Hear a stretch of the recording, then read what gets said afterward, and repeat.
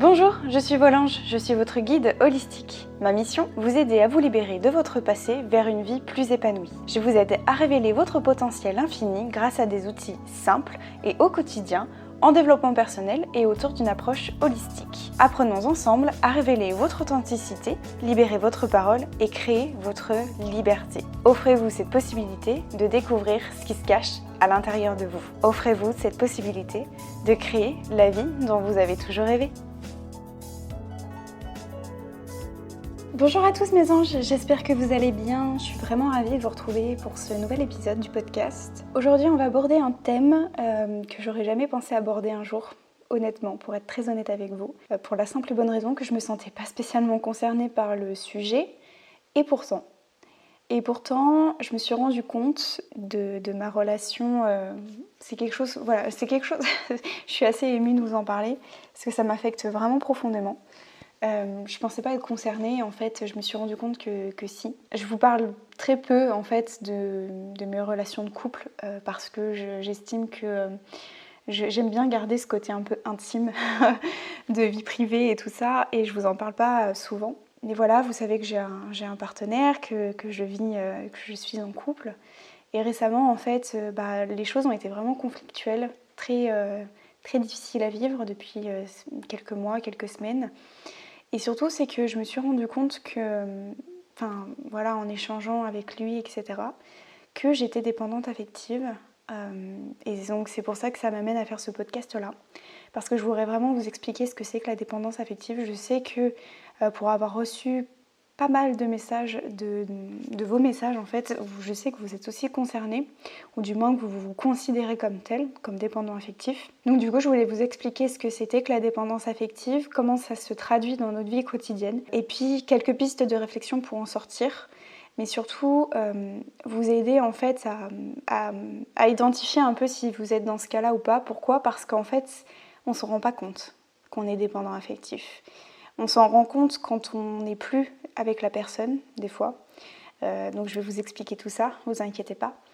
Et on ne s'en rend pas compte en fait. Et généralement c'est non mais je suis pas du tout dépendante affective, pas du tout. Et en fait généralement c'est les personnes autour de nous qui fait qu'on s'en rend compte en fait. C'est les personnes autour de nous qui vont nous dire mais attention là ça c'est un comportement de dépendant affectif. Donc voilà. Et je vais vous donner aussi quelques pistes de réflexion pour en sortir. Pourquoi quelques pistes seulement ? Parce qu'en fait chacun va vivre différemment la dépendance affective. Donc c'est vraiment au cas par cas. Chacun va le vivre différemment, à différents degrés. Ce ne sera pas du tout la même chose pour tout le monde. Et dans certains cas, et je vais vous en parler aussi juste après, il est fortement, et je vous recommande fortement d'aller consulter un spécialiste, notamment un psychologue dans l'addictiologie. On en reparlera parce que c'est aussi lié. La dépendance affective, c'est lié avec l'addiction, donc on en reparlera. Donc je vous conseille d'aller voir peut-être un spécialiste, soit spécialiste dans la dépendance affective, dans l'addiction aussi. Ça peut vous aider parce que dans un degré assez élevé, la dépendance affective peut être, alors je dis bien, et là ce ne sont pas mes termes, ça peut devenir pathologique. Et certains spécialistes vous diront que ça peut devenir pathologique, ou que c'est pathologique. Donc ça se soigne, entre guillemets. Moi je n'aime pas dire qu'on guérit de quelque chose parce que pour moi on n'est pas malade. Après ça c'est que mon point de vue et vous en faites ce que vous voulez. Voilà. Mais certains spécialistes, notamment des psychiatres, des psychologues, vous diront que peut devenir une pathologie et qu'il y a besoin de consulter un spécialiste pour en sortir. Voilà. Je ne vais pas m'étendre trop, je vais vous expliquer déjà dans un premier temps qu'est-ce que c'est. Parce que c'est un terme qu'on entend un peu à tout va. Vous savez que mon podcast, on entend... J'aime bien en fait expliquer le cœur des choses en profondeur, ce que c'est vraiment, parce qu'on utilise des termes, on ne sait pas ce que ça veut dire, et des fois, par exemple, je pense, l'exemple qui me vient en tête, c'est l'hypersensibilité. Voilà, il y a beaucoup de gens qui disent je suis hypersensible, etc. Et en fin de compte, on ne sait pas vraiment ce que c'est, et on ne va pas chercher en profondeur, on va se dire non mais je suis hypersensible, donc voilà. Donc là c'est pareil, la dépendance affective, qu'est-ce que c'est ? Déjà ça concerne, ce qu'il faut savoir, c'est que ça peut concerner des relations amicales et amoureuses. Bon, le plus souvent, on l'observe dans des relations amoureuses, mais ça peut aussi être le cas dans des relations avec des amis par exemple. Ça peut être, en fait, du moment qu'il y a une relation avec une personne, quelqu'un, peu importe la nature de la relation, que ce soit amicale, amoureux, peu importe, ou même professionnel, hein, ça peut être aussi le cas, je pense. Mais bon, généralement, c'est au niveau des relations amoureuses. En tout cas, ça s'observe quand il y a des relations. On est d'accord? On est dépendant de quelqu'un, ok? Ça, c'est la première chose. Ensuite, qu'est-ce que c'est vraiment? C'est quoi la dépendance affective? Alors, c'est un comportement, déjà. C'est un comportement, une attitude. Ça va être soit par les mots, donc le fait de dire des choses, de verbaliser, dans les messages par exemple, ou alors ça va être tout simplement notre manière d'être avec notre partenaire. Alors, tout au long du podcast, je vais vous parler de partenaires amoureux, mais vous pouvez remplacer ce terme-là par amical, etc. Moi, je vous parle de la relation amoureuse parce que c'est mon cas, donc voilà, c'est pour ça que je vais vous parler de ça. Donc c'est vraiment un comportement, une attitude, une gestuelle, tant par les mots, la verbalisation, ce qu'on va dire, ce qu'on va faire, et notre comportement en fait de manière générale avec un partenaire ou un ami, où en fait on va tout faire pour que la personne qui est en face de nous, notre partenaire, nous donne absolument l'amour, nous donne absolument de l'amour, et vienne en fait combler un vide intérieur. Le vide qu'on a en nous, on attend de cette personne-là qu'elle vienne combler ce vide par de l'amour. D'accord? Donc on va attendre que notre partenaire nous donne de l'amour, nous donne à chaque fois de l'amour, de l'amour, de l'amour. Ok? Comment ça s'observe concrètement? Donc ça va s'observer dans le sens où on va essayer absolument de retenir la personne. On va absolument la retenir vers nous. On va pas vouloir qu'elle s'en aille. On va vouloir être constamment rassuré. Est-ce que tu m'aimes? On va lui demander constamment s'il nous aime, s'il pense à nous. Qu'il fait quand on n'est pas avec lui. On va vouloir être constamment rassuré qu'elle nous aime, cette personne-là, qu'elle ne va pas nous quitter pour quelqu'un d'autre, qu'elle nous trouve bien, qu'elle nous trouve belle, beau, etc. Donc on va vouloir absolument retenir cette personne-là. Donc la garder dans notre bulle, dans notre cercle à nous, on veut constamment être rassuré. Donc on attend en fait de cette personne-là en face de nous des certains messages, des certains comportements vis-à-vis de nous d'une certaine façon, et que dès que cela ne nous convient pas, dès que c'est pas le message qu'on voulait, ou le mot qu'on aurait voulu entendre, ou le comportement qu'on aurait voulu, si ça ne nous convient pas, on va se dire j'ai fait quelque chose de mal, il y a quelque chose qui ne va pas, il est en colère contre moi, il me fait la tête, il est allé voir ailleurs, il m'a trompée par exemple dans certains cas, j'ai fait quelque chose qui ne lui plaît pas, il m'aime plus. Qu'est-ce que j'ai fait de mal? Donc en fait, dès qu'il y a quelque chose qui ne va pas nous convenir, qui ne va pas aller dans notre sens, on va être constamment dans la remise en question en fait. On veut constamment être rassuré par tous les moyens possibles et inimaginables. D'accord? Donc en fait, ça s'observe vraiment comme ça. Le fait de retenir la personne, de lui dire constamment est-ce que tu m'aimes? Est-ce que je suis bien pour toi? Est-ce que ça va? Vous voyez, ce genre de comportement, en fait, ça se traduit par de la dépendance affective. Ok? C'est ça qu'on observe de la dépendance affective. J'ai essayé de vous expliquer concrètement. Donc c'est à la fois par les mots et les messages qu'on attend de la personne, ça peut être dans son comportement. Par exemple le fait qu'il nous regarde ou qu'il nous fasse un geste câlin, enfin bon voilà, c'est toutes ces petites choses-là en fait. Et quand il ne va pas y avoir cette chose-là en question, on va tout de suite se remettre en question, se demander qu'est-ce qui ne va pas, est-ce qu'il est en colère contre moi, qu'est-ce que j'ai fait de mal, etc. Ce qu'on observe aussi dans les dépendants affectifs en fait, c'est qu'il y a tout un tas de choses qui vont se greffer autour de cette dépendance affective. Je vous explique. En fait, vous voyez comme le milieu, vous savez, à l'école, on faisait des brainstorming. Vous prenez un cercle, vous mettez au milieu le mot dépendance affective, d'accord? Puis vous allez faire des flèches tout autour de ce cercle, en fait. Et puis, vous allez rajouter des choses, en fait, qui vont se greffer à la dépendance affective. Ça va être, par exemple, la jalousie. La jalousie, pourquoi? Parce que, s'il ne nous envoie pas le message qu'on aurait voulu, on va se dire, il a trouvé quelqu'un ailleurs, ok? Ou alors la possessivité, le fait de vouloir garder à soi cette personne-là, et que finalement on lui enlève son libre arbitre aussi, la façon de ce qu'il a envie de faire, etc. On va pas comprendre parce que ça va pas nous plaire, donc on va devenir peut-être possessif, peut-être jalouse. On peut aussi vouloir contrôler la personne de la manière qu'on voudrait qu'elle soit, donc on veut peut-être changer la personne, on veut peut-être la contrôler, vouloir faire ce que nous on veut qu'elle fasse, pour nous, ok, mais pas ce qu'elle veut elle, ça peut être ça aussi. Et j'irai même encore plus loin, on va tisser encore plus cette toile voilà, ce brainstorming, donc la jalousie, la possessivité, le contrôle, voilà, la possession, etc. Et il y a énormément, ce qu'on repère aussi beaucoup chez les personnes dépendantes affectives, c'est beaucoup d'anxiété. Beaucoup d'anxiété, de stress aussi, d'être constamment stressé, de se dire est-ce qu'il m'aime, est-ce qu'il m'aime, est-ce qu'il m'aime, est-ce qu'il pense à moi, est-ce que je lui plais encore, est-ce qu'il va rester avec moi, etc. De toute façon, il va trouver mieux que moi, je le sais, etc. Donc j'ai été un truc qu'il fallait pas, et tout, il me fait la tête et tout. Donc on va être constamment stressé et anxieux. Et ça s'observe chez tous les dépendants affectifs parce qu'on est extrêmement anxieux, stressé, toujours sur le téléphone, à regarder la moindre chose, son activité, qu'est-ce qu'il fait, où il est, etc. Donc il y a la jalousie, la possessivité, le voir contrôler la personne et aussi d'être tout le temps stressé, de se dire est-ce qu'il pense à moi, est-ce qu'il m'aime, pourquoi il m'a pas envoyé de message, il me répond pas, qu'est-ce qu'il fait, etc. Donc c'est aussi ça. Alors, on remarque aussi, parce que je me suis un peu renseignée sur le sujet, du coup, donc moi c'était pas mon cas, mais ça peut se développer aussi, ça a été vu chez des personnes dépendantes affectives qui développent des peurs, notamment l'agoraphobie. Je sais pas si vous savez ce que c'est la peur de la foule. C'est-à-dire que quand on dépend de quelqu'un, on n'est plus à même de pouvoir faire les choses seul. Je m'explique. Il y a des personnes, alors c'est pas mon cas du tout, mais je vous le dis parce que peut-être que c'est votre cas, peut-être que vous allez vous y retrouver. C'est-à-dire qu'on est complètement dépendant de la personne, c'est-à-dire que même aller à la boulangerie ou faire des courses seul, ça devient super dur, très difficile, c'est une sortie de zone de confort et qu'on a besoin tout le temps de notre partenaire pour qu'il soit avec nous pour nous aider à faire face à ça.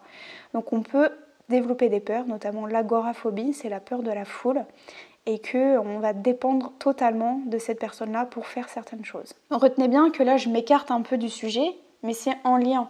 C'est-à-dire que la dépendance affective, c'est le noyau, mais tout autour, vous avez de la jalousie, de la possessivité, vouloir le contrôle de la personne, vouloir changer, transformer la personne, vouloir développer des peurs, de l'anxiété, beaucoup d'anxiété aussi qui tourne autour de tout ça en fin de compte. Donc c'est tout ça qui peuvent se matérialiser, en fait, qui peuvent expliquer la dépendance affective. Donc vous voyez qu'en fait c'est juste le noyau, mais qu'autour on peut développer tout un tas d'autres choses. Mais qu'au final, par exemple, si j'estime que je suis jalouse, peut-être que c'est le noyau central, c'est parce que je suis dépendante affective. Vous voyez ce que je veux dire? Alors je ne dis pas que tout le monde est dépendant affectif, on est bien d'accord, attention, je vous parle de manière générale. Il y a tellement de choses en fait à voir par rapport à tout ça que voilà, je vous dis que c'est de manière générale. Si vous avez besoin, surtout, n'hésitez pas à aller consulter quelqu'un, ça c'est très important. Ok? Encore une fois, allez voir quelqu'un si vous avez besoin d'aide. Ok? Parce que je vous disais au début du podcast, il y a certains spécialistes qui parlent même de pathologie en fait. Donc voilà. Donc en résumé, si je devais vraiment résumer mes propos jusque-là, c'est une dépendance totale de la personne avec qui on est, peu importe ce qu'on veut faire en fait. On est totalement dépendant de la personne et on veut constamment, H24, être rassuré, ok, par tout un tas de choses. Et on veut être rassuré par tout un tas de peurs en fait qui sont liées et greffées autour de la dépendance affective, ok? J'espère que c'est clair. Pour vous, jusque-là, j'ai essayé de déterminer avec vous ce qu'était la dépendance affective, comment ça se matérialise concrètement.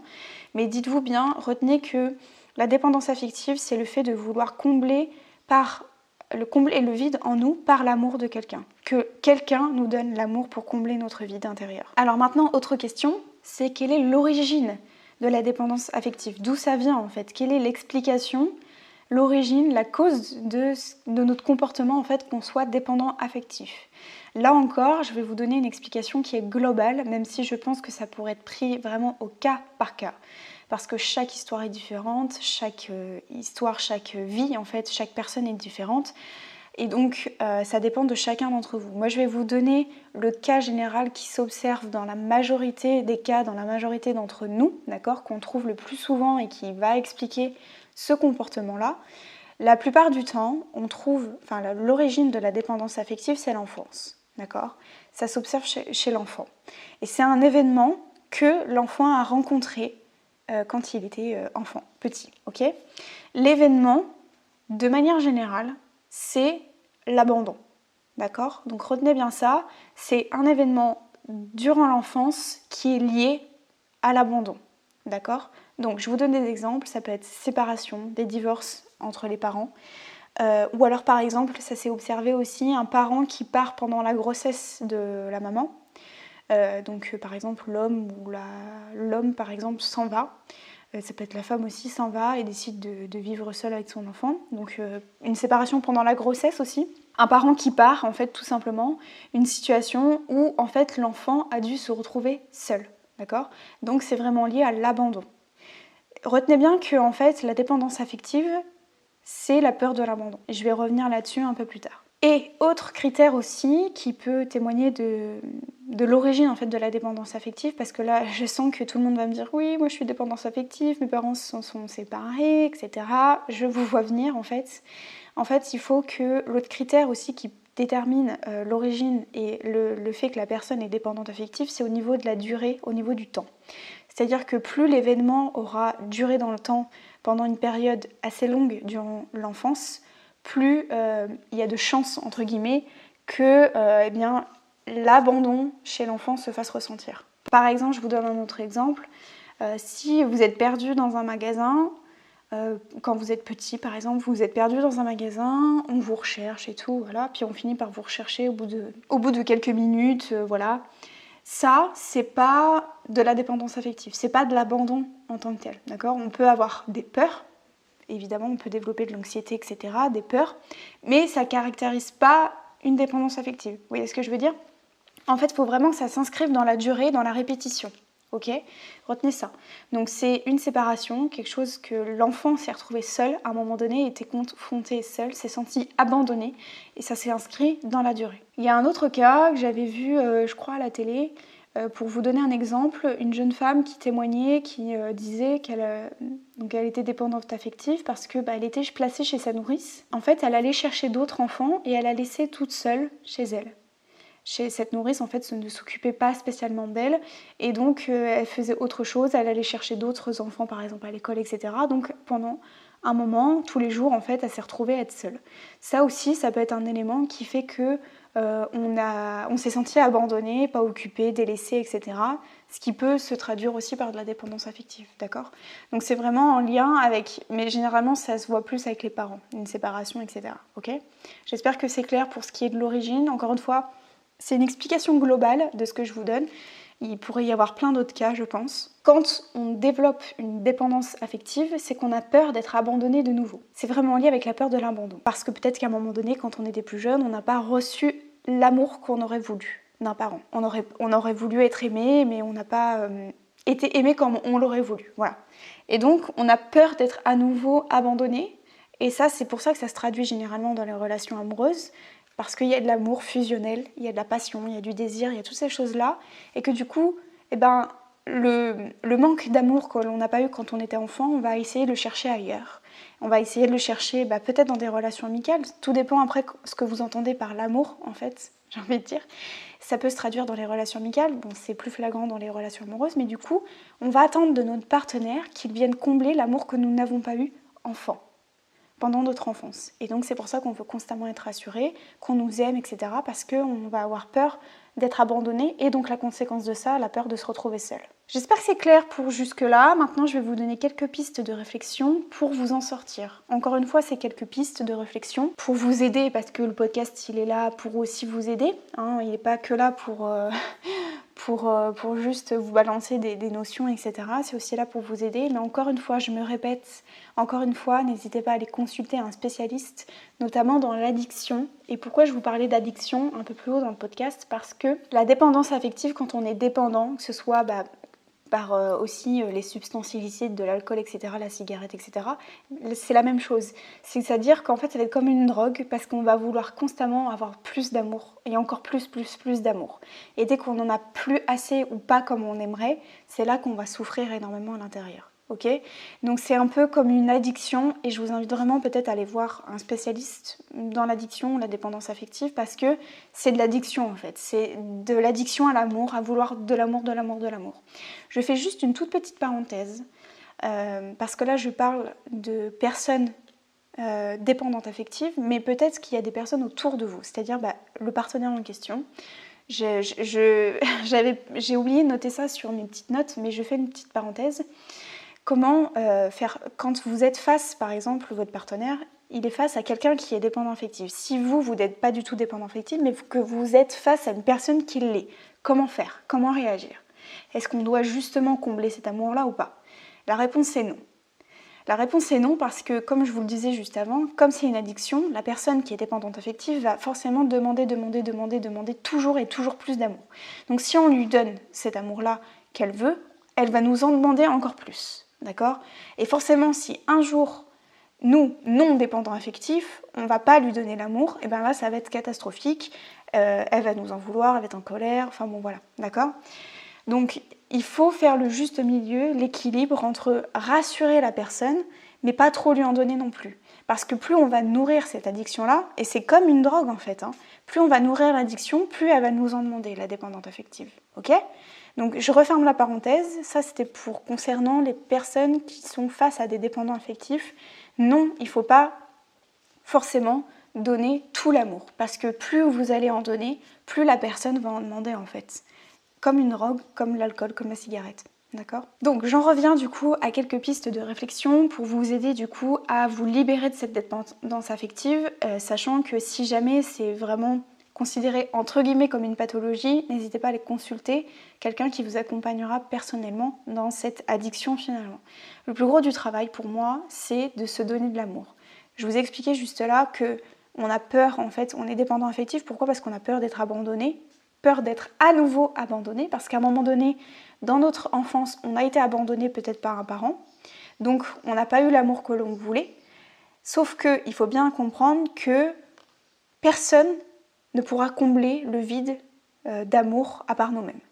Ça, personne ne peut nous sauver, personne ne peut combler le vide en fait qui est en nous, si ce n'est nous-mêmes.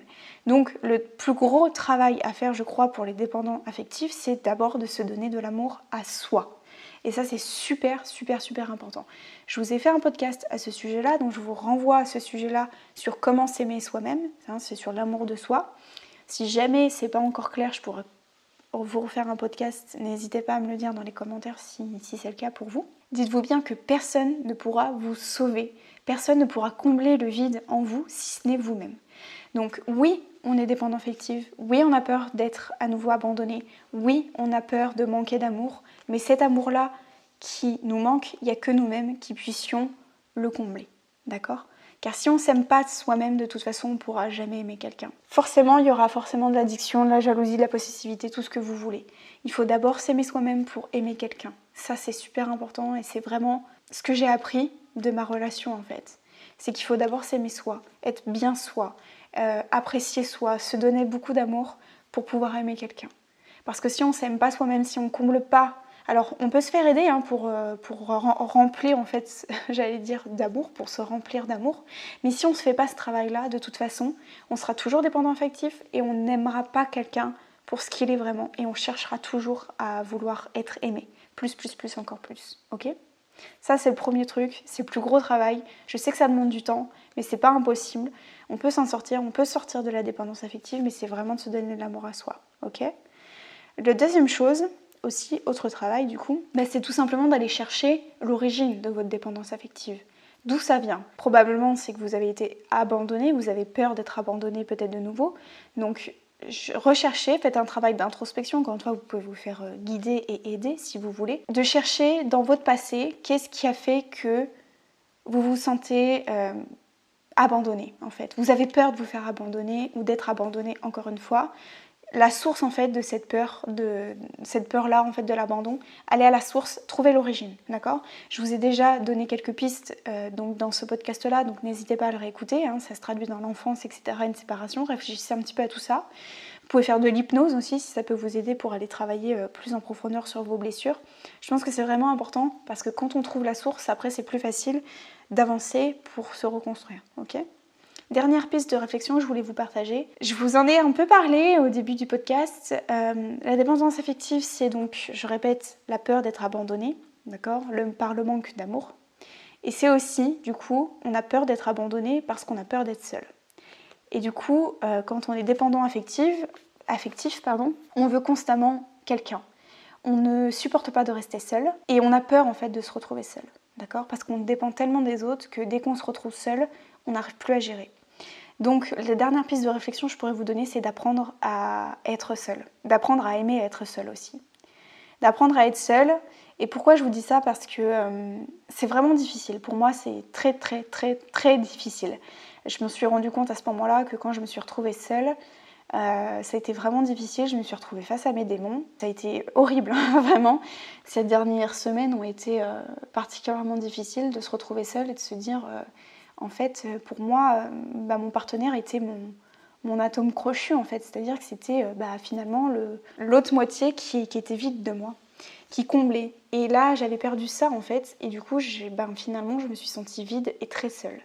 Et donc, il y a tout un travail aussi d'apprendre à être seule et d'aimer aussi d'être seule.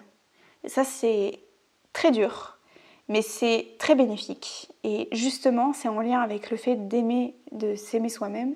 Si on a appris à être seule et à aimer être seule, on est capable d'aimer quelqu'un. Vraiment. On sera capable de donner l'amour. On sera capable d'aimer sans être dépendant affectif. Ça, c'est vraiment super important. Je suis quelqu'un qui disait beaucoup, mais j'adore être seule, me ressourcer, j'ai besoin d'être seule pour me ressourcer, etc. Mais en fin de compte, je me suis toujours rendu compte qu'il y avait forcément quelqu'un qui était là avec moi, quoi qu'il arrive, que j'étais jamais véritablement seule. Et donc là, le fait de me retrouver vraiment seule, c'est un gros challenge pour moi. Et ça nous permet aussi, du coup, de travailler sur soi, de faire de l'introspection, d'apprendre aussi à aimer ces moments seuls, de faire les choses pour soi et rien que pour soi aussi, de se reconnecter à soi, etc. Donc apprendre à aimer à faire les choses seules, en fait, c'est super, super, super important, vraiment. Parce que être dépendant affectif, c'est dans le terme, c'est être dépendant de quelqu'un constamment.